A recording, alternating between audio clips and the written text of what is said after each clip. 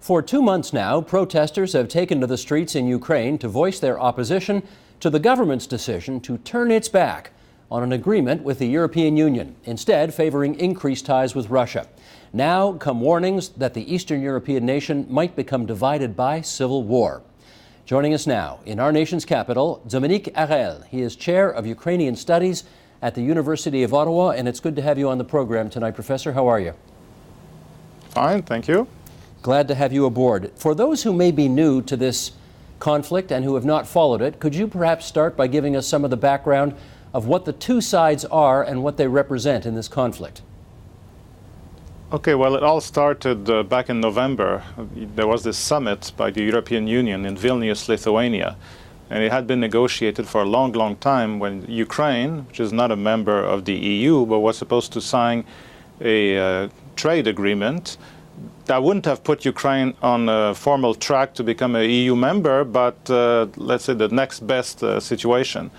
And it was seen, certainly by those on the square, as a statement, you know, with economic benefits down the road, but also as a clear statement of a pro-European orientation as opposed to pro-Russian orientation. And the president, Mr. Yanukovych, had indicated that he would sign the agreement. But then a week before the summit, that was on November 21st, the news came in that he had turned around completely and would not sign an agreement. He would actually sign an agreement with Russia. Do we know specifically what got him to change his mind? Admittedly, rather unsubtle pressure from Russia. There was a meeting with President Putin just a few days earlier, the announcement back in November, and we can only imagine what was said to make him change his mind. But Russia had already in the summer, in August, kind of closed the border on goods. You use the custom stick in order to make a point that if Ukraine were to sign this agreement, then there would be a clear political, economic consequences. And what do you believe made the protest turn violent? Well, there was a peaceful protest for about 10 days, up to the summit and a few days later. And then it was the last weekend of November, the government sent the troops overnight, like in the middle of the night, and they used excessive force against the hundreds of still demonstrators. And that shocked and galvanized the Ukrainian public opinion. So the immediate result within 24 hours was tens of thousands, if not 100,000 people demonstrating. And that was the beginning of what was called Euromaidan. Maidan is the name of, it's the word for square in Ukrainian. It's the central square of Kiev, the square for independence. And Euromaidan, you know, it's kind of the square for Europe.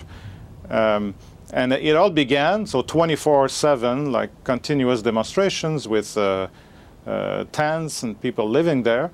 And then in mid-December, the government, again overnight, tried again to clear the square, this time sending literally thousands of anti-riot troops of the Interior Ministry. But that was rebuffed. There was looming threat of violence, and it didn't happen. And then it's been a stalemate for about a month.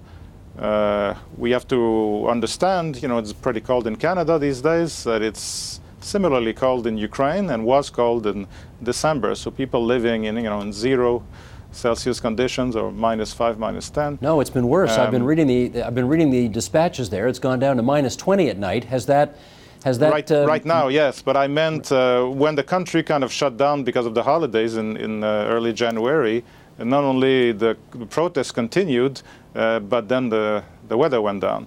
Okay. So you had a situation when the kind of the political season resumes in mid-January.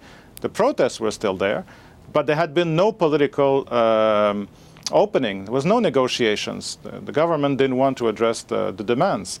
And just 10 days ago, January 16, then amazingly harsh laws, almost absurd, that would basically ban demonstrations, this is criminalize political discourse, and certainly prevent any kind of free election next year, because the president is supposed to be up for that it's supposed to be a presidential election in 2015.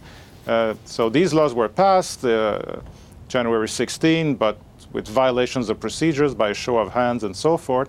And this had the immediate, within a few days, the direct effect of unleashing violence. That is, for the first time, the demonstrators, in the conditions where basically all political channels were blocked, and the very fact that they were demonstrating were now seen as a criminal act, attacked the police. They tried to march to parliament.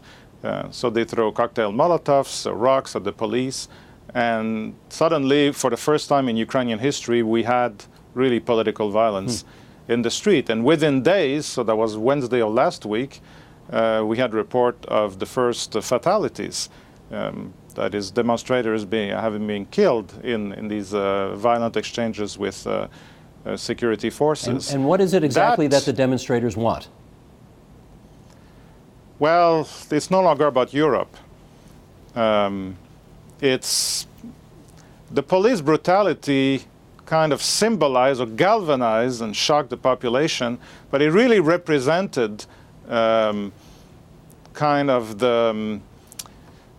brought the point that, since people experience on a daily basis, that the individual counts for nothing in that kind of system, that the police can use violence, with impunity, and pretty savage violence. We still have, we have reports of one of the activist leaders had been kidnapped, abducted a week or two ago, and he finally reappeared, severely beaten and tortured. I will spare you the details. So that kind of behavior seems to epitomize the nature of the regime. So basically, the main demand is for not only the government to go, because actually that's been a development the last few days. The Prime Minister resigned, which eventually would mean that the whole government is dismissed, but now there's a caretaker government in the meantime. Well, let me jump in here, because yes, the rules Prime of the Minister game did be resign. changed. The Prime Minister did resign and took his cabinet with him, but the extraordinary development today was that the President, who is not known to have health problems, announced on his own website today that even he was taking a sick leave from office right now. What do you make of that?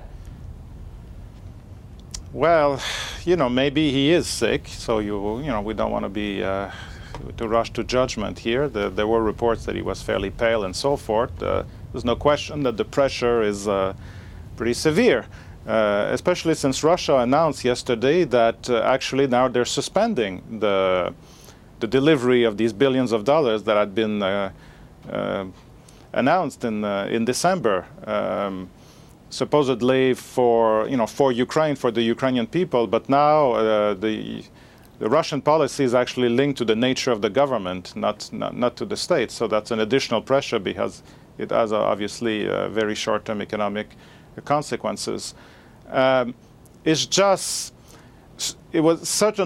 strange that at the moment of very, very high tension, and precisely at a moment where there was finally a political breakthrough in terms of negotiations, that the president, he may be sick, but it means that then everything is paralyzed. We have a very centralized system, and it's not transparent. And we also know that there's a good old Soviet tradition. Then when things get politically dicey, then people get sick, or officially sick. Officially sick, right. Let me read something that Tim Judah wrote in the New York Review of Books earlier this month, and then I'll get you to comment on it. He wrote, "Whichever way things develop, one thing is clear. What we saw in the Orange Revolution and what we are seeing now is a fight for the very soul of Ukraine, a country of some 45.5 million people that stretches between the eastern marches of the European Union to the western borderlands of Russia. The protests began when the Ukrainian government announced it would not sign two rather dry-sounding agreements with the European Union at a summit meeting on November 28 and 29 in Vilnius, Lithuania. At issue were not really the minutiae of a trade deal and matters of political and economic reform, but something far more profound. The question is whether Ukraine will end years of balancing between the EU and Russia and definitively throw in its lot with the countries to its west, or whether it will return to a Moscow-led order in which it resumes its traditional role of Russia's little brother." Do you see this similarly as a fight for the soul of Ukraine? Well, it's a kind of you put it in philosophical terms, the soul of Ukraine, or Mr. Judah did. He did, yes. Yeah, I'll give you an example. Klitschko, one of the leaders, the former boxing champion, has said repeatedly, he said it at the time of the Vilnius summit and so forth, we want Europe because we want to live normally. We want to be a normal country. And a normal country is where you have an open system, free media, and also people are treated decently. By that he meant those in authority do not get to act in impunity and enrich themselves, the large-scale corruption and so forth. And the police brutality, particularly from special forces, and now in the era of social media, there is an immediacy, because now you not only have news about what's happening, but constantly videos that are shot from cell phones and so forth. So the images are very disturbing, but they're broadcast, what we say now, virally, right? That is really, for people like Klitschko, and clearly the thousands that are on the square, they're fed up with it. That's the kind of regime that they don't want to live under anymore. But that's also the kind of regime that's well established under Mr. Putin in Russia. Not that they have any illusion about what Europe actually is. And if Ukraine were to sign an agreement, it's not that they would be welcome with open arms and so forth, because we know the problems in Europe with immigration and the rise of the far right and the economic problems and so forth. But it really, by the soul of Ukraine, what is meant here is that kind of system, which has certainly Soviet roots in it, people really want a fundamental change. So what options do you think Yanukovych has left? He doesn't have many options left that are very positive for him.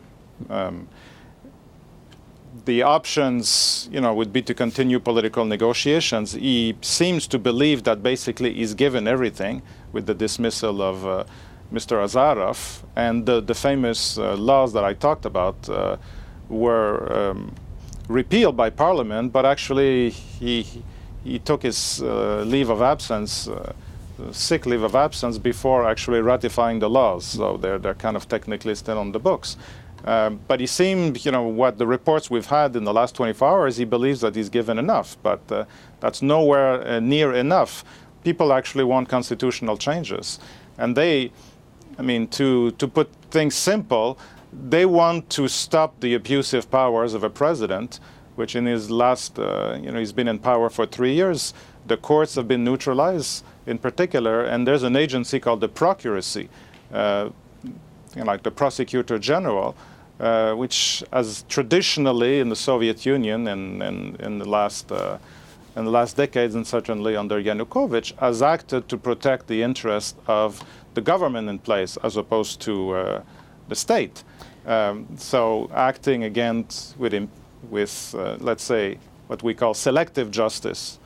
For instance, we tend to forget in all these extraordinary events that the leader of one of the leaders of the Orange Revolution 10 years ago, who was then prime minister and almost became president just 3 years ago with 46% of the vote, sits in jail as a result of a political trial, right, in an attempt essentially to eliminate or to intimidate opposition. It clearly didn't work in terms of there's other kinds of opposition now, yes, but she's still in jail. And that's the kind of system that demonstrators want to transform. You're talking about Yulia Tymoshenko, of course. I want to ask you one last question here, and that is, can you imagine a kind of a Czechoslovakian solution to this problem, which is essentially that the country breaks up into two different countries, and those who want to be with Europe can go with Europe, and those who prefer the sort of Soviet little brother influence, they can choose that too?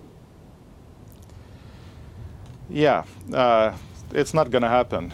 It's not going to happen with an important qualifier. There is an area of Ukraine called Crimea, which is the only province of Ukraine. There's 25 provinces in Ukraine that actually has a solid ethnic Russian majority. And there's a history there of Crimea not really wanting to be part of Ukraine. That's also where the Black Sea Fleet is located. So that's a very, very potentially hot spot. A bit like if you think 2008, the war in the Caucasus with Georgia over these two enclaves. something, in the worst case scenario, something similar could happen there. But we have to remember that in Ukraine there's clearly a regional division, that the current party in power has very strong support in the industrial areas in eastern Ukraine. There's no question about that. But they are all Ukrainians. That is, they call themselves Ukrainians, not Russians in the aggregate, in the majority. And what we've been seeing, and that's very, very interesting, is that despite this regional division, the young people in eastern Ukraine, so in the areas controlled by Mr. Yanukovych's party, are actually, according to polls, for Europe. We even have a rather strange situation of apolitical young people that are part of football, not football clubs, but they're fans of footballs, and sometimes they act, what fans of football can do during matches or after, hooliganisms and all the rowdiness. That kind of crowd have actually joined the fray on the side of the demonstrators, not only in Kiev, but throughout Ukraine. I hear you. Forgive me for jumping in, but that's our time because we have, sadly, more death and destruction to get to tonight. So thank you for joining us on the line from the nation's capital. Professor Dominique Arel, Chair of the Ukrainian Studies at University of Ottawa. Support Ontario's public television. Donate at tvo.org.